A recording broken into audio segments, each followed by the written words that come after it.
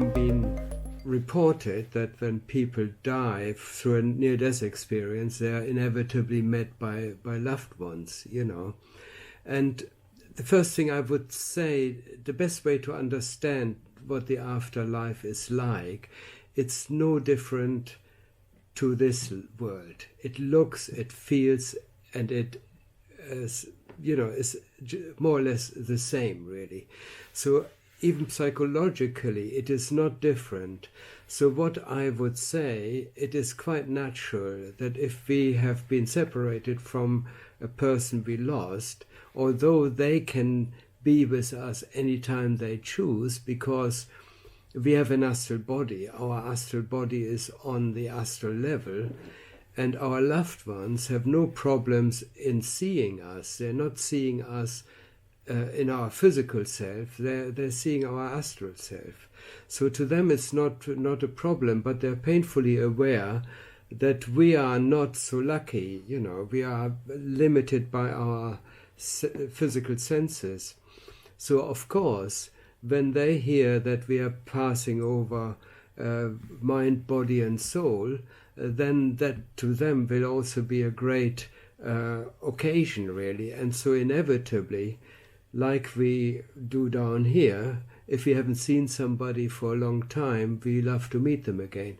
So if we have people on the other side, they're inevitably going to want to greet us, you know.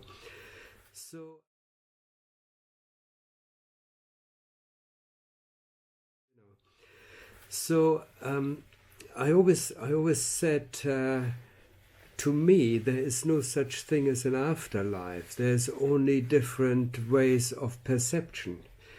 We are limited down here to our physical senses. So what we regard as the afterlife is basically just life continuing. So we are not really talking about an afterlife. We're just talking about life which is separated from us by our inability to perceive it. Now, mediums don't have these problems. Mediums can actually tune their awareness, expand their awareness so that they can still contact people who have died, you know, and this is how most of us in this group get our information. So that's the first thing. Life doesn't change. The big thing which is propagated by a lot of people is that something dramatic happens, something totally different happens. We turn into balls of light or into bubbles without any bodies. Reality is so complex and so beautiful and so multidimensional, is almost impossible to understand. But in reality, perception is not limited to our physical senses. If we go into a higher state of consciousness, we can actually quite easily visit all types of dimensions, all types of vibratory realities without any problem, really. It's only down here that we are sort of get the idea when we die, when we disappear from the physical earth, that's it. We are, you know, done and dusted, and there's nothing we can do about. So that's the first thing, that when we get to the astral level, we feel nothing really has changed, you know. So the idea that something totally different happens is a sort of is a kind of illusion. Of course, once we are over there, lots of things start dawning on us, which open up potentials which before we just haven't been aware of. So our life and our perception expands, and we are open to new influences or new experience which were just not possible over here. But that is another story, and that usually opens up gradually when people are accustomed, acclimatized, and they're developed, they're learning, they're getting used to the life over there.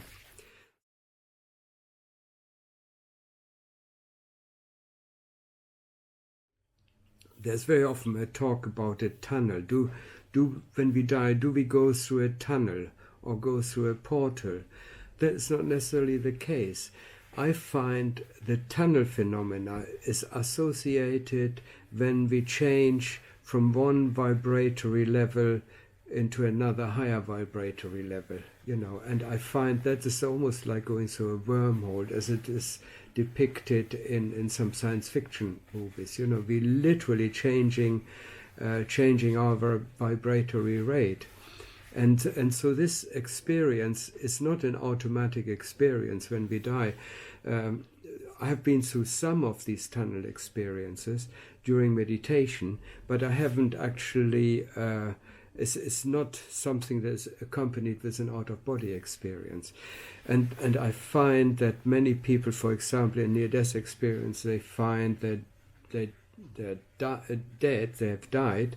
Very often the first thing they see is they see their body lying there in the street or on the operating table, much later, or they may just go through a light experience. They are sort of passing through some portal, which is basically going into a higher dimensional, higher vibratory level, and that can feel as if it's going through a tunnel. The tunnel can be a void, it can be quite dark, it can be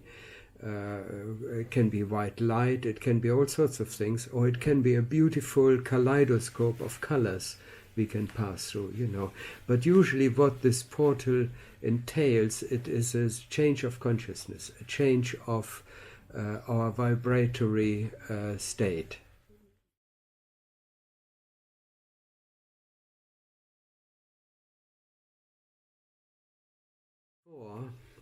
What happens is when we die, that is one of the very interesting things, that our external physical environment is sort of disappears from our awareness, and we become aware of our inner landscape, of our inner emotions, of our feelings. And what we will find, the first thing that we find, is that our internal world becomes our external reality. So in other words, how we feel, what we experience. For example, if we are thinking about our loved ones, we sort of draw them to us, or if we have a very beautiful feeling, or even if we are relieved from the fact that we no longer suffer, that our physical suffering because of a long illness is coming to an end. There's a relief, first of all, that takes place in our consciousness. We feel suddenly the pain disappears, and there all these beautiful emotions start kicking in, a liberation from the body, and that in itself can take us into a very beautiful environment after death. The other thing is, it doesn't have to be like that, because it really very much depends on each individual, how they're feeling, And what I would say, we settle into an environment which we sort of are accustomed to mentally. For example, if we had a very positive nature, always concerned about other people and outward going, positive and so on, then the environment we will find ourselves in is a reflection of our inner attitude, and it's very likely to be positive, bright, beautiful, sunny day and things like that. And all these beautiful things start to happen, which people always sort of go on about it if they had a near-death experience. We are simply drawn into these beautiful environments.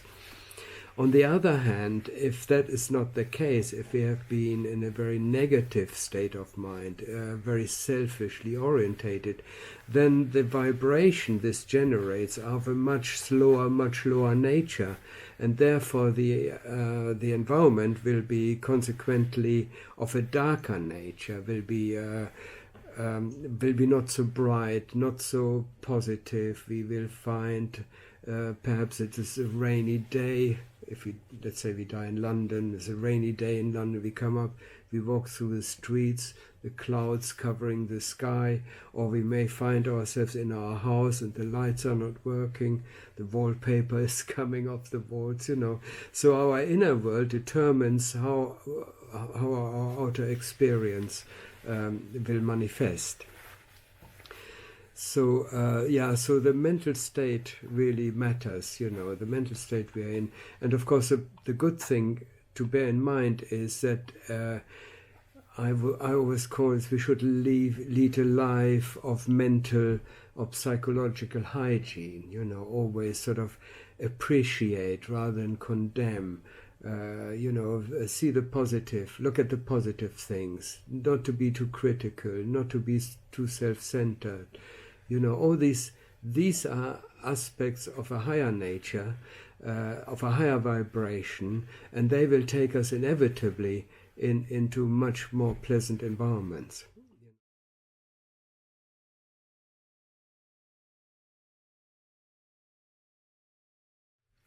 As I said in the beginning, they're not always aware that they have died, because everything can look and feel exactly like it does here. We sort of, I only go from my experience of having an out-of-body experience, because I found that is very much the world I go into, and very often the world doesn't look any different to this world. For example, I was walking one morning, I was in meditation, and suddenly, in my case, when I have an out-of-body experience, there comes a moment where I lose awareness. So perhaps only a second. And then very often I have the out-of-body experience. And that happened, I lost awareness, and suddenly I found myself walking along Brighton Beach. And it was a beautiful sunny morning. The waves were coming in, and the sun was glistening on the pebbles, and it was absolutely beautiful. And then the first thought that came into my head was, oh, shame I didn't bring my camera. It felt so beautiful and so real that I thought, oh, normally when I go out, I take my camera. And then I became suspicious. I thought, hang on a minute, where did I park my car? I couldn't remember where I parked my car. And then it suddenly dawned on me that I was actually meditating, and I shouldn't be here. And I tried to put things together. How did I get here? And the only way I could find out where I was by applying the Hobo Test. I call it the Hobo Test. So in real life, of course, you can't fly. But the only way I could discriminate between my out-of-body state and my physical state was by hovering in the air. So I hovered up 2 feet in the air, and I thought, oh yes, I'm having an out-of-body experience, because I had so many that was I was not surprised by this. But that just shows how similar these two worlds really are, And then, of course, after I realized that, I then started doing all the sort of tricks in the trade in order to enjoy the state. So yes, then people, of course, who have died and they find themselves in a similar situation as some out-of-body experiences do, but they can't really tell until they're reminded that they have died. So they might find they're not aware that something has happened to them. It may be gradually. And then sometimes, if they haven't been greeted by somebody who they know has died, then it may take a while for them to catch on to it. And it's not necessarily that they are going to be reminded of the fact. For example, a personal experience was with a friend of my wife's, a wife's friend. Her husband had died, and he died of cancer. And I met him in the afterlife during an out-of-body experience, and I said to him, oh, hi, Brian, how are you? He said, yes, I was quite ill, but I'm feeling a lot better now. I think I'm getting over my cancer, would you believe it? And so I didn't have the heart to tell him, and that was weeks after he had died. but there was nobody who was sort of reminding him. He spent all his time trying to get better, trying to get used to the idea. And then maybe much later people come into his life and say, look, Brian, I'm really sorry, but it's all done and dusted. Now you can start a new life here. So that's the case with some people, how it may happen. They may not be aware that they have actually died.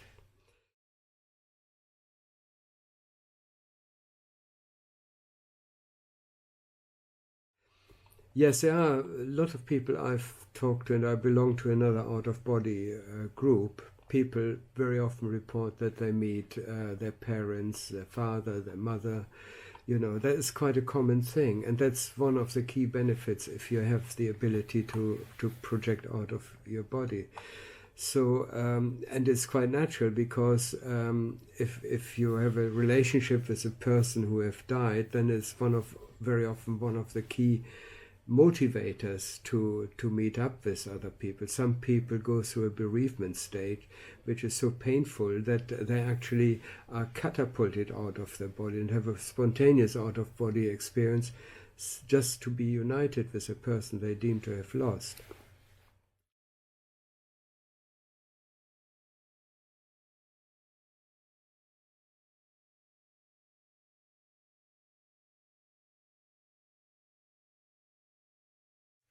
One important thing I found when I was out of body, what happens very often, that I'm being led by some unknown forces very often when I have an out-of-body experience is for a good reason. It's very often a learning experience. In this case, I went into what looked like an art college.